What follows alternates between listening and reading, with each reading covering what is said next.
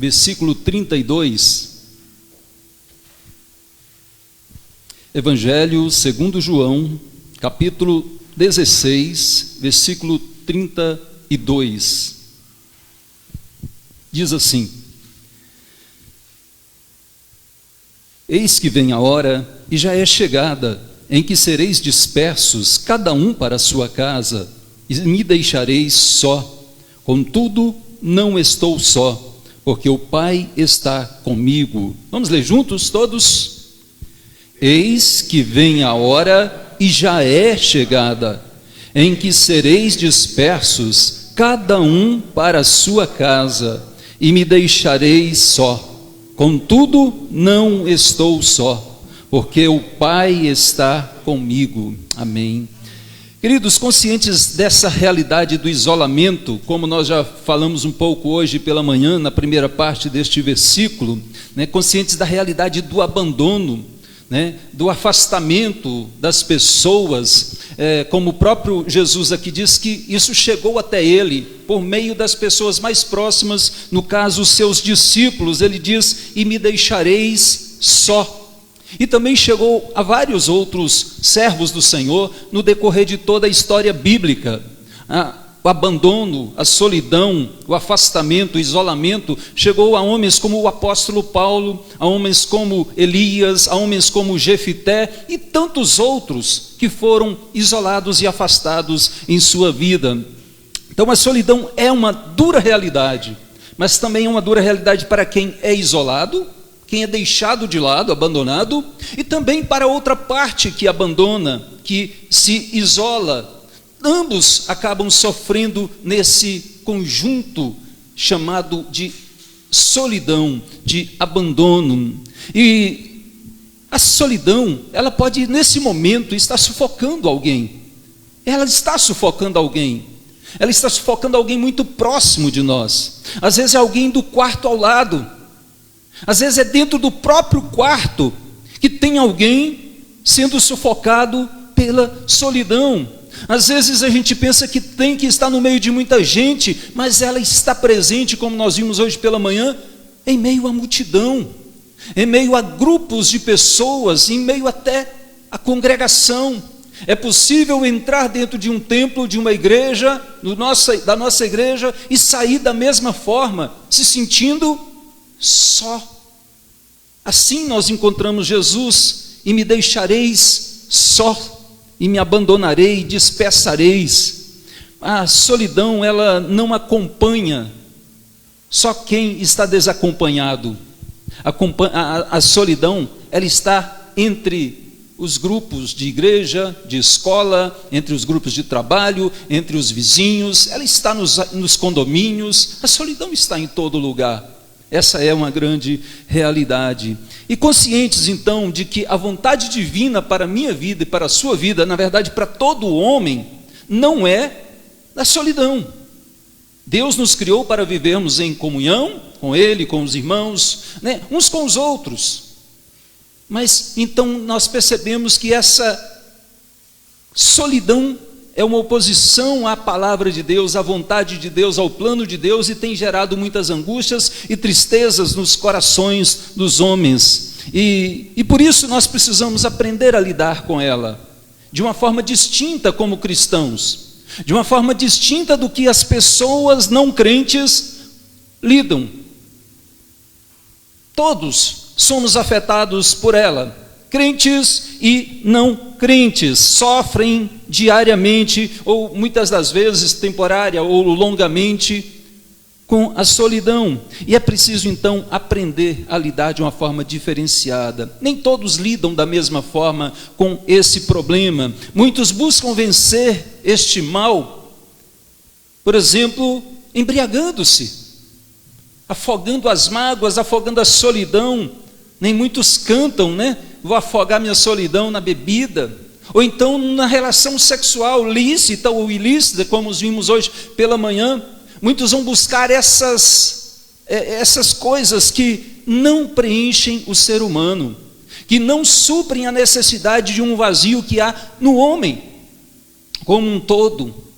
Isso é paliativo, de fato muitos têm cantado essas coisas, de resolver a solidão na cama, de resolver a solidão na bebida, mas isso não soluciona o problema do homem. Então, enquanto em não crentes, a solidão ela inspira, nos não crentes, ela inspira músicas melancólicas, daquela de sofrência, né? Nos crentes ela inspira louvor, ela inspira cânticos e hinos de adoração ao nosso bom Deus. Mesmo no momento em que a pessoa se encontra, entre aspas, só, ela ali compõe, como Davi compôs salmos, como tantos homens de Deus inspirados compuseram hinos, naquele momento só com Deus. Então há uma diferença entre como o cristão lida e como o outro que não é cristão lida com este problema em sua vida.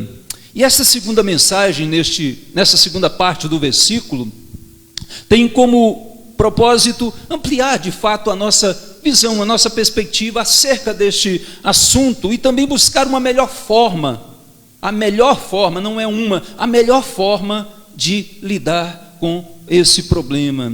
Eu quero dizer em primeiro lugar que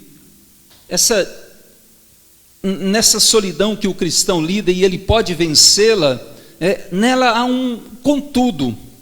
Veja só o que o versículo diz, né? Versículo 32, eis que vem a hora, e já é chegada. Jesus estava ciente de que viria um abandono, em que sereis dispersos, cada um para a sua casa, cada um na sua vida, nos seus problemas, para o seu lar, né? Se protegendo, se evitando relacionamentos, e me deixareis só. Contudo, olha só essa expressão, ela não está aqui por acaso, ela faz uma oposição de fato, um contraponto ao que vinha se dizendo. É um contudo, é um entretanto, é um porém, é um mas, que há na vida do cristão. Ele passa por todas essas questões, mas aqui há um contudo. Isso nos ensina que a solidão ela não é determinada pelo que as pessoas fazem conosco, não é determinada por aqueles que nos abandonam, por aquele que te abandona. Não é ele que vai definir e determinar que você deve viver e vai se afundar numa depressão ou numa solidão angustiante. Nós aprendemos com esse texto que Jesus está nos ensinando que, embora ele tenha sido abandonado, e abandonado pelos seus discípulos, abandonado por todos, como nós vimos hoje pela manhã, porém, contudo, entretanto, é claro, ele dizia, eu não me sinto só. As pessoas me deixaram, mas eu não me sinto só, eu não me vejo só. E ele diz, eu não estou só. Mesmo as pessoas o abandonando, ele já deixa essa certeza. É claro que a solidão ela pode ter aquele caráter de uma escolha benéfica para nós, né? Uma escolha voluntária, como Jesus várias vezes fez isso. Ele procurou ficar a sós inúmeras vezes no seu ministério, né? Ele mesmo voluntariamente se retirou para os vales, para os montes, para os mares, para lugares isolados, voluntariamente. Então a solidão ela pode ter esse caráter benéfico para nós, quando voluntariamente nós decidimos deixar a multidão, decidimos tirar um tempo para ficar a sós com Deus. Lembram de Jacó, lá no Val do Jaboque? Ele fez passar todo mundo, passou-se as esposas, passaram-se os filhos, passaram-se os servos, passaram-se os animais, passaram-se todos, e ele ficou só, porque ali ele teria um encontro com Deus, ali ele teria um momento de intimidade com o Senhor, ali ele estaria só meditando, para também encontrar a si mesmo, porque encontrando a Deus, nós os encontramos, é o único meio de nos encontrarmos de fato. Então Jacó, ele tirou esse tempo a sós, assim como o próprio Jesus. E nesse caso, quando há uma voluntariedade de ficar a sós, alguns chamam de solitude, não de solidão. É diferente, a pessoa está só, de fato, mas ela está só, não solitária. Chama-se até de a glória de estar sozinho, porque é uma solitude. É algo benéfico, é algo que a pessoa está fazendo com propósitos, e no caso, com o propósito de estar na presença de Deus. Como Moisés, por exemplo, nós pregamos há pouco tempo sobre Moisés subindo o monte e descendo com o rosto, brilhante. Ele se retirou, ficou 40 dias e 40 noites, mas ele voltou para o meio do povo. Ele também se retirava para a tenda da congregação, fora do arraial. Ele gostava de ficar, mas ele não se isolava, ele ficava junto com o povo. Então tinha esse momento temporário de estar fora, de estar à parte, separado, mas ele entendia que isso era proposital, que isso era um caso de voluntário e era necessário para estar a sós com Deus, assim como Jesus. Eu não estou só, ele se retirava para estar a sós com o Pai, para experimentar, para gozar da presença, da intimidade com o Pai, para se alimentar de algo que nós temos uma necessidade profunda, a intimidade, a comunhão com Deus. E é preciso tirar esse tempo, esse momento de solitude, e vivermos essa glória do estarmos sozinhos. Ela é de fato voluntária, às vezes é necessária e também temporária. Ou seja um tempo a sós durante a manhã, durante o meio-dia, durante a tarde, durante a noite, durante a madrugada, mas é um tempo, ou durante um dia inteiro, ou durante uma semana, ou mais tempo, mas vai ser temporária essa solidão benéfica para as nossas vidas. Nós sempre teremos que voltar para estarmos juntos e vivendo juntos nessa comunhão cristã. Então, meus amados, Jesus está dizendo que ele não estava só, mesmo todos tendo o abandonado, mesmo na solidão que é involuntária, naquela que é mais forçada, que tem alguma circunstância externa ou interna, mesmo nessa solidão involuntária, aqui nós aprendemos que há uma companhia inseparável, que é algo tão precioso. Observe que Jesus, no momento mais crucial da sua vida, no momento mais difícil da sua vida, ele foi abandonado pelos homens, mas ele deixa bem claro que não estava só. Lembram também, em outra ocasião lá no Getsêmani, quando ele levou os apóstolos com ele e deixou lá, acho que Pedro e Tiago lá, Pedro e João, é Pedro e Tiago mesmo, e ficaram lá e eles ficaram dormindo e ele foi orar sozinho. Na verdade, nós aprendemos que ali ele também não estava sozinho. Ele tinha plena convicção de que, embora abandonado por muitos, ou às vezes por todos, como foi o caso de Jesus, ele dizia: eu não estou só.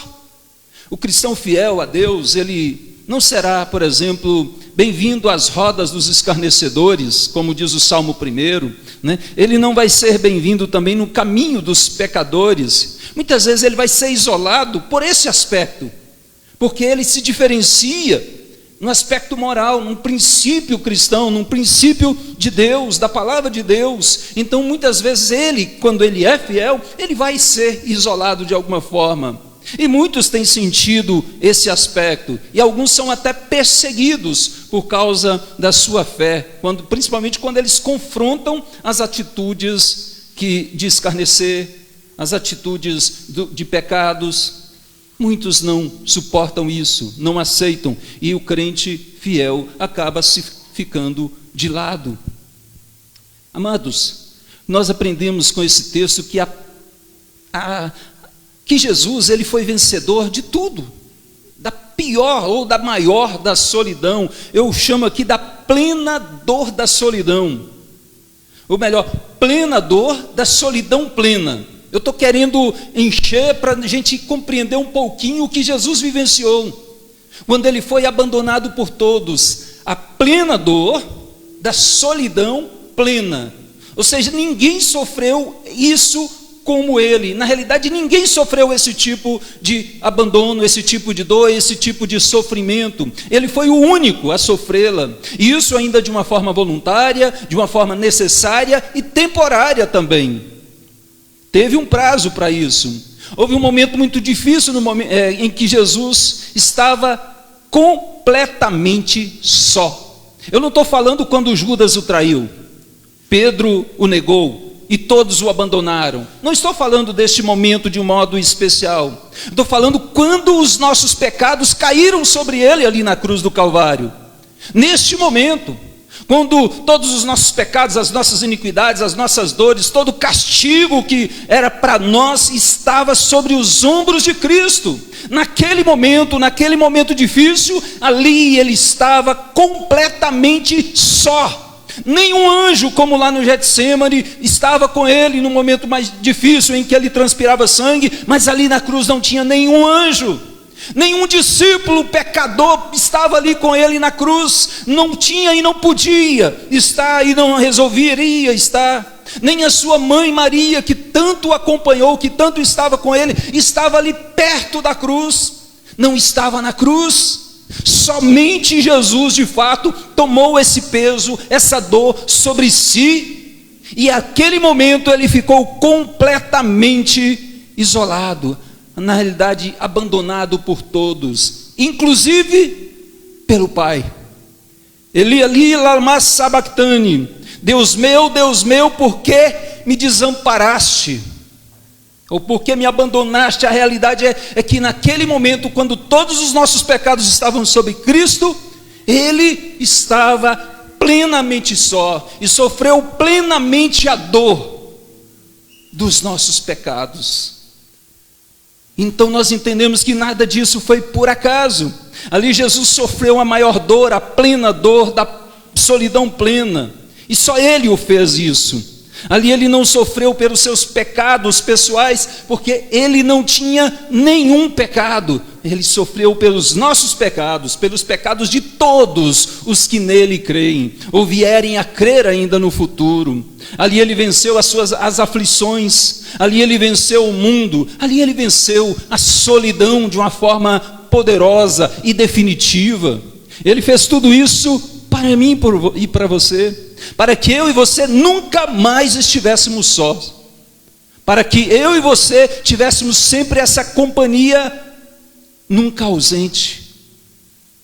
Ainda que abandonados por muitos ou por todos, nunca estamos sós. Ainda que dispersos cada um para a sua casa, como diz o texto, num isolamento social, nunca estamos sós. Ainda que levados para um calabouço, ou levados para uma solitária, para uma ilha, como o próprio apóstolo João, nunca estamos sós. Ainda que numa fornalha de fogo, ele vai estar lá. Ainda que na cova dos leões, ele estará lá. Ainda que numa cisterna seca, ou então numa cisterna onde atolado até o pescoço, como Jeremias, ele estará lá. No fundo do mar, na barriga de um peixe, ele estará lá.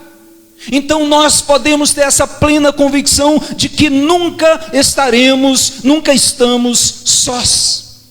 E é somente por Cristo que isso é possível. Somente por Ele temos a presença nunca ausente.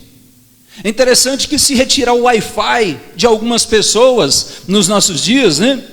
Essa pessoa vai ficar impedida de estar com alguém, ou de alguém estar com ele, mesmo que virtualmente, e vai ficar desesperado. Vai até morrer de alguma forma, porque perdeu o sinal de Wi-Fi. Mas Deus não precisa, para estar comigo e com você, de sinal de Wi-Fi, de antena, de parabólica, de fibra ótica. Ele não precisa de satélite, ele não precisa de nada, ele está. Ele está comigo e está com você, e essa é uma certeza que Jesus assim nos coloca. Na verdade, Jesus não está fazendo uma confissão positiva. Olha, eu declaro que eu não estou só. Não, Jesus não está fazendo nada disso, não. Jesus está dizendo que ele tinha plena convicção de que o Pai estava com ele, de que ele nunca estava só, e ele diz: eu não estou só, ainda que todos vocês me abandonem. A solidão, amados, ela tem uma causa primariamente espiritual. E é claro que a sociologia, a psicologia, a antropologia, ou qualquer outra gia por aí, né, vai estudar na perspectiva apenas antropocêntrica, apenas na questão humana, do que pode ser visto e olhado. Mas nós entendemos, dentro do princípio bíblico, de que de fato a solidão tem uma raiz, uma origem, uma causa de fato primária na espiritualidade, na alma da pessoa. Embora ela traga consigo aflições emocionais e de fato traga aflições psicológicas, embora ela seja de fato relacionadas com o aspecto social do ser humano, né? Embora ela envolva tudo isso, ela, antes disso e muito mais do que isso, a solidão tem uma relação primária com a ausência de Deus na vida do ser humano. E é isso que Jesus quer nos ensinar. Ele quer abrir os nossos olhos para esse aspecto, confrontando a solidão, o modo de lidar com ela, de alguém que não crê em Deus, e o modo de lidar com ela de alguém que crê em Deus, que sabe quem é Deus, que conhece Deus e tem uma experiência viva com Deus. É isso que Jesus está ensinando, que a ausência de Deus, por causa do pecado original dos nossos primeiros pais, nos afastaram do próprio Senhor. E não só por causa do pecado original de Adão e de Eva, também por causa do nosso próprio pecado, nosso pecado pessoal. Essa ausência de Deus é sentida, e assim a solidão se mostra como tendo uma causa espiritual, muito antes da causa social, do isolamento de pessoas. Quando Deus criou o ser humano, Ele preenchia tudo no ser humano, tudo em Adão e Eva. Não havia vazio nenhum em Adão, em Eva. Havia uma relação plena de gozo, de alegria, de paz, de vida. Entre Adão e Eva não havia barreira nenhuma entre eles e Deus. Quando o homem foi criado por Deus perfeito, mas a Bíblia diz que o pecado entrou no homem, no mundo e no homem, e afetou o ser humano por inteiro. E essa queda, de fato, trouxe consequências para o homem no aspecto exterior, mas também no aspecto interior, na sua forma de ver Deus, na sua forma de ver um ao outro. Mudou completamente, afetou negativamente o ser humano. Então, a partir daí, a queda vai dispersar o homem. Aqui foram dispersos da presença de Jesus, mas vai dispersar o homem da presença de Deus, porque o pecado de fato nos afasta de Deus, e dessa forma o homem sente um vazio. É um vazio tão grande, alguns chamam de um vazio do tamanho do infinito, é também chamado de um vazio do tamanho de Deus. E muitos estão buscando corrigir e solucionar o problema da solidão da forma do não crente. Isso é paliativo, isso não vai resolver. Ela vai afogar as mágoas ali, vai estar na presença de alguém temporariamente, mas quando sair vai continuar vazia, porque há um vazio no ser humano do tamanho de Deus. E se o pecado nos afasta, certamente esse vazio vai corroer, esse vazio vai doer, e o ser humano vai buscar de alguma forma poder preencher isso. Solidão é resultado deste estado alterado de consciência produzido pela queda. Ou seja, a pessoa sem Deus, ela está dizendo: eu estou só, eu estou sem Deus, eu estou vazia. E lidar de fato com a solidão apenas no campo psicológico, apenas no campo social, emocional, é algo apenas passageiro, que soluciona temporariamente. Porque a solidão, ela tem raízes espirituais, e nós precisamos considerar isso. Ela tem raízes profundas, implicações profundas na alma da pessoa. Não é apenas algo aqui da cabeça, não é algo apenas circunferencial de pessoas ou não pessoas ao nosso redor. É algo do nosso interior, do nosso coração, da nossa alma. É assim que a Bíblia nos apresenta esse homem solitário, sem Deus, vazio, que não vai conseguir preenchê-lo de forma nenhuma em outro lugar. Jesus diz: contudo, não estou só, porque o Pai está comigo. Então a presença de Deus, como eu disse, não é algo apenas circunferencial ao nosso redor, é também, antes de tudo, algo interior, algo interno. Assim, eu não estou só Jesus está dizendo, e também não estou vazio. As duas coisas andam juntas, vazio interior e vazio de sentido na alma. A pessoa não tem um sentido, mas ela está totalmente vazia dentro de si, e não há um sentido para a vida, não sabe porquê, não sabe o motivo de estar presente aqui, o que fazer da vida, e o que fazer com esse vazio. Ela está perdida, e essas duas coisas andam juntas, o vazio interior e a falta de sentido da vida.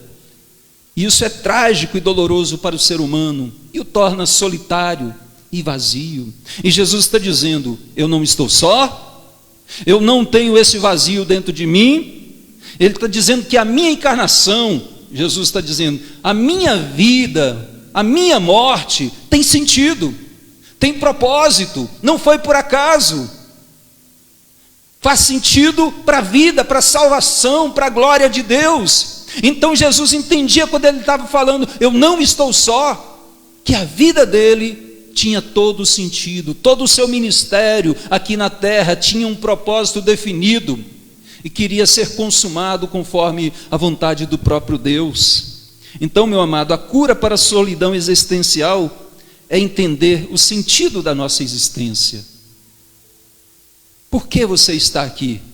Por que nós estamos aqui? Apenas para viver num amontoado de pessoas? Ou brigando, ou se devorando, ou se machucando, se magoando, ou às vezes se divertindo? Será que é isso? Certamente que não. Qual o propósito então? Porque para a cura da solidão existencial é preciso entender por que eu estou aqui.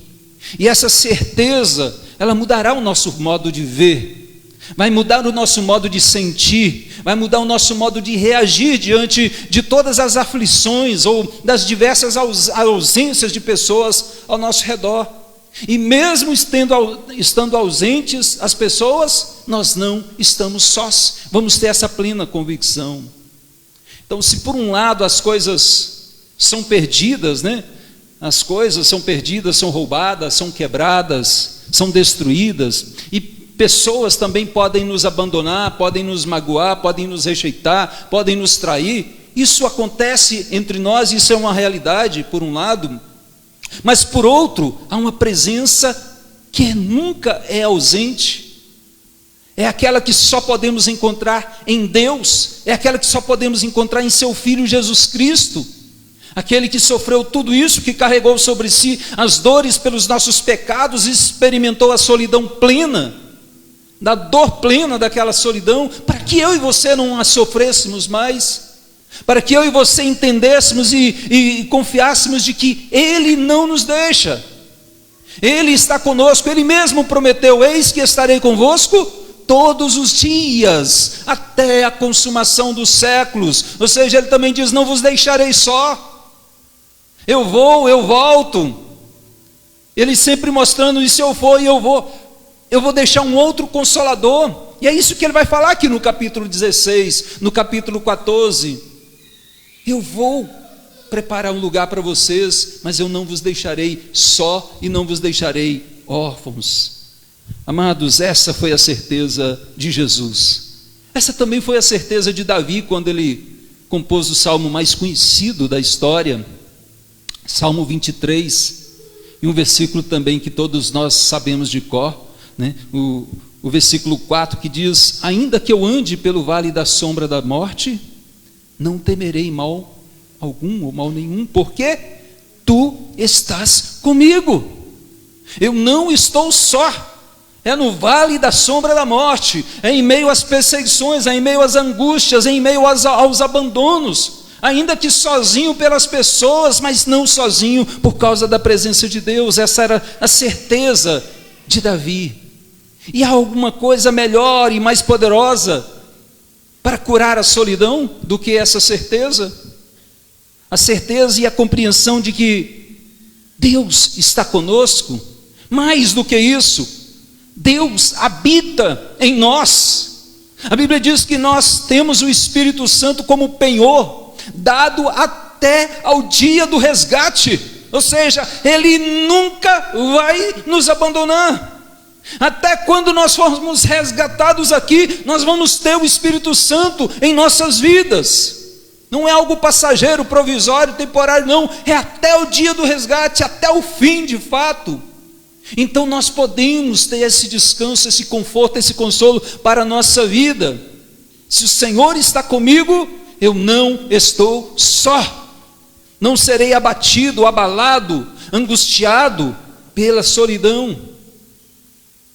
Eu quero concluir, amados, dizendo que sim, a solidão é um dos grandes problemas da humanidade, especialmente dos nossos dias.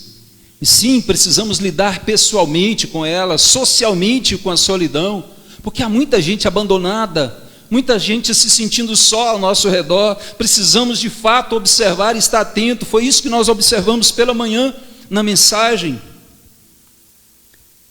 Mas numa perspectiva bíblica, nós sabemos que só focar nestes aspectos sociais, emocionais, psicológicos, não vai resolver o problema da solidão nosso e nem de outra pessoa que está ao nosso redor. Pelo menos não solucionará de uma forma satisfatória, definitiva, que preencha o interior nosso. Sim, todos nós necessitamos ter um amigo verdadeiro, um amigo perfeito, um amigo fiel. Todos nós precisamos de alguém que possa nos entender, que possamos confiar, em quem possamos confiar. Todos nós precisamos de alguém em que nós possamos encostar o ombro muitas das vezes e abrir, o nosso coração. Todos nós precisamos de amizades verdadeiras e sinceras. Alguém que nos conheça, que nos entenda, e às vezes que nos abrace com um abraço apertado. Esse é o aspecto social que é importantíssimo. No entanto, nós sabemos que um amigo terreno desse jeito não existe. Eu sei que há muitos bons conselheiros, há muitas pessoas bem chegadas, mas por melhor que ela seja, ela é imperfeita. Ela vai falhar, ela vai te decepcionar, você vai decepcionar ela. Mas nós temos um verdadeiro amigo, um grande amigo que é Jesus, e é esse que diz que não estará e não está só, é o mesmo que diz que não nos deixaria só também. É aquele que não falha, aquele que não te decepciona jamais. Podemos e devemos confiar nele. É ele que tem a resposta certa e definitiva para os nossos problemas de solidão. Ele nos conhece perfeitamente, ele nos ama, ele cuida de cada um de nós como ninguém poderia cuidar. É Jesus. Você já tem Jesus em seu coração? Você já tem Jesus como seu melhor amigo? Você que está aqui no culto e você que está nos assistindo em casa, você já tem Jesus como seu melhor, verdadeiro, perfeito amigo, que nunca se ausenta?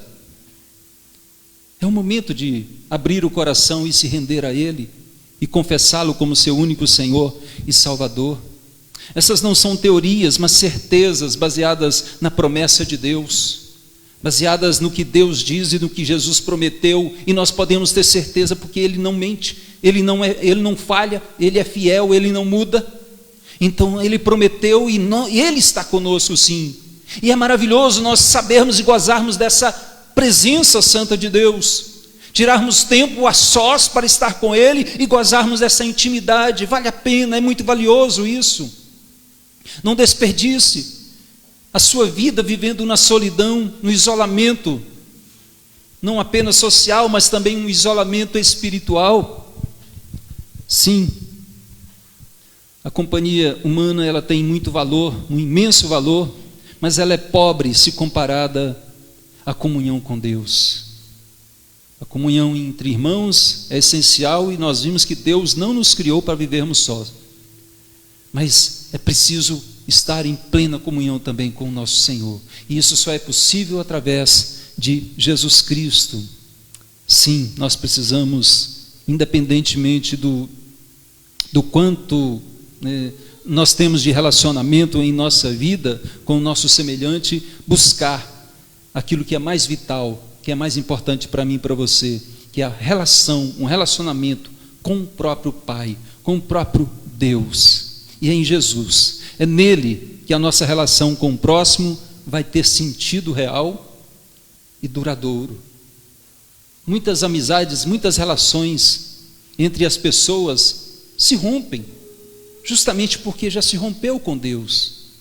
Quando se rompe com Deus, a amizade entre as outras pessoas vai começar a ser falsa, egoísta, vai ser cada um para a sua casa, cada um correndo para os seus problemas, cada um para o que é seu, procurando se autopreservar, buscando os seus próprios interesses. Mas quando nós estamos em Deus, nós não vamos fazer isso, nós vamos ver o bem do próximo, buscar o bem do próximo. Então por isso que é necessário ter uma relação primária com Deus, antes da relação com o próximo e com as pessoas.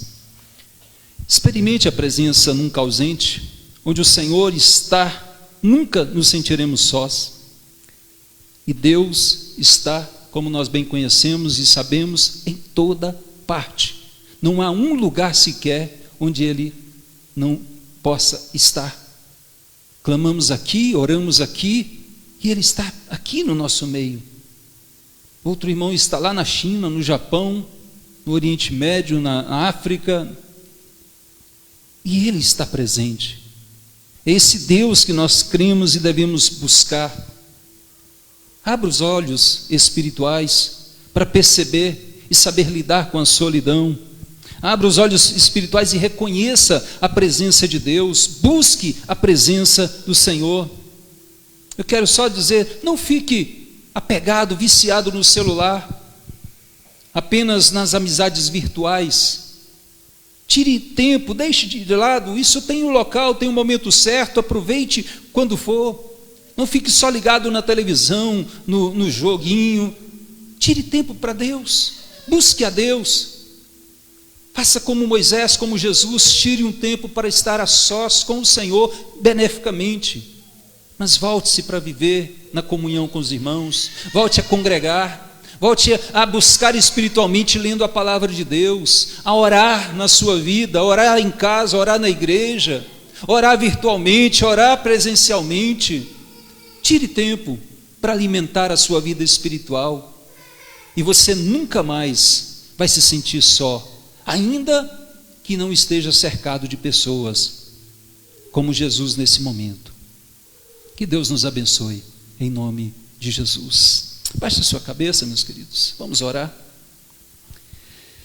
Pai querido, obrigado, porque nós não estamos sós. Em muitos momentos como este, de pandemia, de isolamento, de tantas aflições, até alguns servos do Senhor, ou muitos servos do Senhor, têm questionado a tua presença, têm se sentido só, abandonado, isolado por tudo e por todos, e às vezes pensa que até o Senhor o abandonou. Mas nós temos certeza da tua presença, porque é o teu Espírito Santo que fala ao nosso coração, é o teu Espírito Santo que nos conforta, que nos consola, que nos dá força e testifica que nós não estamos sós. Ó Deus, fala com teu filho, fala com tua filha, que não consegue perceber a tua presença, que não consegue, ó Deus, ter uma comunhão íntima contigo, primeiramente. Ó Deus, se revela, se manifesta ao teu servo, à tua serva, abrindo-lhes os olhos, ó Deus, para que entendam a tua verdade, a tua presença nunca ausente. Ó Senhor, nós também queremos pedir para que o Senhor não permita que sejamos abandonadores, que não sejamos aqueles que vão isolar os outros, que vamos viver egoisticamente cada um no seu cantinho. Ajuda-nos a viver na comunhão, a atentar para a dor do outro, a atentar para a solidão que alguém no nosso meio está passando neste momento difícil. Ajuda-nos, ó Senhor, e ser com teu servo, e ser com todos nós, é o que te pedimos em nome de Jesus. Amém, Senhor.